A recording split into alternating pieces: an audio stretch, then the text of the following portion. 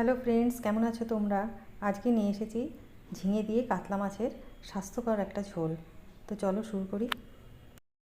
প্রথমে আমি কড়াইয়ে খুব কম সর্ষের তেল দিয়েছি, দিয়ে কাতলা মাছগুলি ভালো করে ভেজে নেব। 4 পিস কাতলা মাছ রয়েছে, দেখতে পাচ্ছ। খুব ভালো করে মাছগুলোকে আমি 2 পিঠ উল্টে পাল্টে ভেজে নেব। বন্ধুরা, বাইরে প্রচুর বৃষ্টি হচ্ছে, সেই জন্য খুব আওয়াজ আসছে, তোমরা একটু অ্যাডজাস্ট করে নিও। তো মাছগুলো দেখছোই লাল লাল করে ভেজে নিয়েছি, ভাজা হয়ে গেছে। মাছটা আমি তুলে নিলাম। এরপরে আমি এই তেলের মধ্যেই কালো জিরে আর রাঁধুনিটা ফোড়ন দেবো। আর আমি তেল ইউজ করিনি।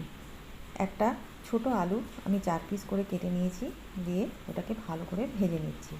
এবারে দিয়ে দিচ্ছি ঝিঙে, যেটাকে আমি লম্বা করে ফালি করে নিয়েছি। 2টো ঝিঙে ইউজ করেছি। ঝিঙেটাকেও বেশ খানিকক্ষণ এই আলুর সাথে ভালো করে ভেজে নেব। খুব বেশি লালচে করে ভাজার দরকার নেই, মানে মোটামুটি 2 মিনিট ওটাকে ভেজে নিতে হবে। তারপরে আমি এর মধ্যে দিচ্ছি একটু হলুদ গুঁড়ো। এটা খুবই হালকা হয় বন্ধুরা, খুবই স্বাস্থ্যকর ঝোল। বাচ্চা থেকে বড় থেকে সবাই খেতে পারে। তো দেখো কী করে করছি।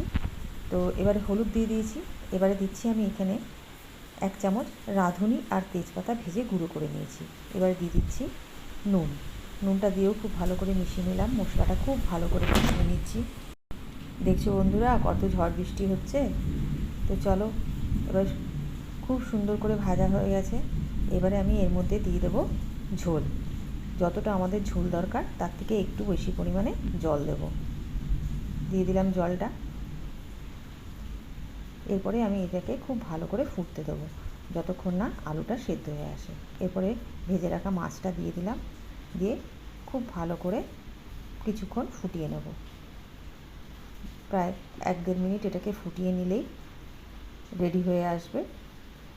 এরপরে দিয়ে দিচ্ছি কাঁচা লঙ্কা। একটা কাঁচা লঙ্কা আমি চিড়ে দিয়েছি, কিন্তু বীজটা ফেলে দিয়েছি। এবার দিয়ে দিচ্ছি একটু আটাটা এই জন্যই দিলাম, যেহেতু ঝোলটাতে আমি বেশি মশলা ইউজ করিনি, একটু থিকনেস আসবে। খুব ভালো করে মিশিয়ে নিয়েছি, একটু ফুটে এসেছে। ব্যাস রেডি হয়ে গেছে আমাদের খুব স্বাস্থ্যকর কাতলা মাছের ঝোল ঝিঙে দিয়ে। কেমন হয়েছে বন্ধুরা তোমরা জানিও। প্লিজ লাইক, কমেন্ট, শেয়ার ও সাবস্ক্রাইব করে পাশে থেকো। Thank you for watching my recipe.